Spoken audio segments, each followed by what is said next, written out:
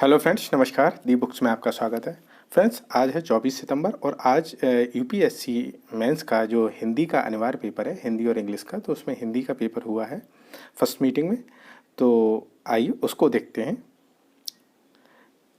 जो 3 घंटे का पेपर था, 3 घंटे का पेपर था, अधिकतम 300 अंक का। सभी प्रश्नों के उत्तर लिखना अनिवार्य है। प्रत्येक प्रश्न के अंक उसके सामने अंकित दिए हुए हैं। ठीक है, आइए देखते हैं पेपर।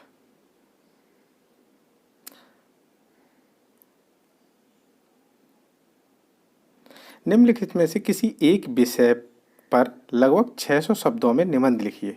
ठीक है फ्रेंड्स, निम्नलिखित किसी एक विषय पर 600 शब्दों में निबंध लिख दिए। 100 नंबर का है।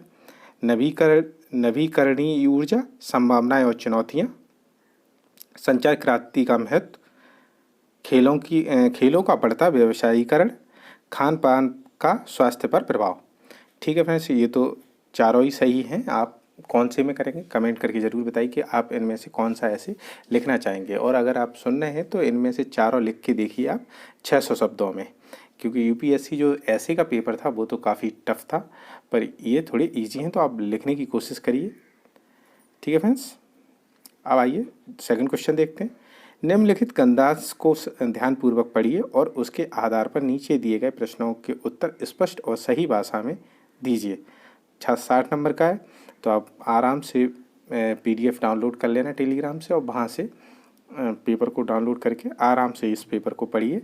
और इसके जो क्वेश्चन दिए हुए हैं, औपनिवेशिक शासन चलाने में आंकड़ों का क्या महत्व था, औपनिवेशिक शासकों के लिए मानचित्र क्यों महत्वपूर्ण थे, औपनिवेशिक अभिलेखों के माध्यम से शहरीकरण का अध्ययन किस प्रकार किया जा सकता है, इतिहासकार आंकड़ों को सदैव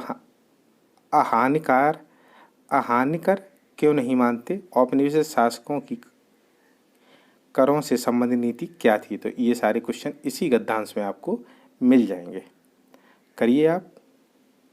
फिर है तीसरा क्वेश्चन। निम्नलिखित अनुच्छेद का संक्षेपण लगभग 1/3 शब्दों में लिखिए।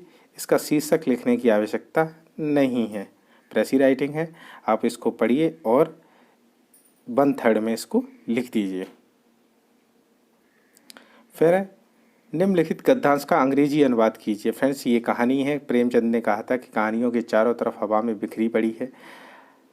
सवाल उन्हें पकड़ने का ऐसा इसलिए है कि हर व्यक्ति और हर वस्तु का अपना अपना जीवन होता है। तो ठीक है, आप इसको इंग्लिश में कन्वर्ट करिए। फिर है निम्नलिखित गद्यांश का हिंदी में अनुवाद कीजिए। तो ये है, Socrates was one of the celebrated Greek thinker who became very influence in development of Greek philosophy in particular and western philosophy in general. तो आप इसको भी लिखिए। ठीक है, सोक्रेटिस के बारे में है, जो सुकरात जिनको कहते हैं, तो ये इनके बारे में है। तो आप इसको भी आराम से हिंदी में लिख सकते हैं। ये हिंदी में गद्यांश कन्वर्ट करना है, इंग्लिश में है।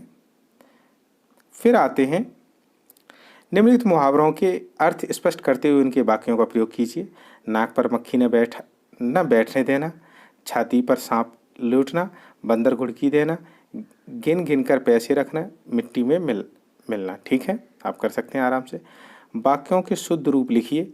कई रेलवे कर्मचारियों ने अवकाश लिया है। साहित्य और समाज का घोर संबंध है। तब शायद यह काम जरूर हो जाएगा। लड़का मिठाई लेकर भागता हुआ घर आया। हमारे यहाँ तरुण नवयुवकों की शिक्षा का अच्छा प्रबंध है। ये फ्रेंड्स पीसीएस में भी आए हैं, ये वाला पीसीएस में भी है, तो आप करके देखिए। पीसीएस मेंस के लिए भी इम्पोर्टेंट है ये, तो पीसीएस वाले अवश्य करके जाएं इसको। निम्नलिखित शब्दों के 2-2 पर्यायवाची लिखिए। स्वर्ण, सूर्य, हिमालय, हाथी, अमृत।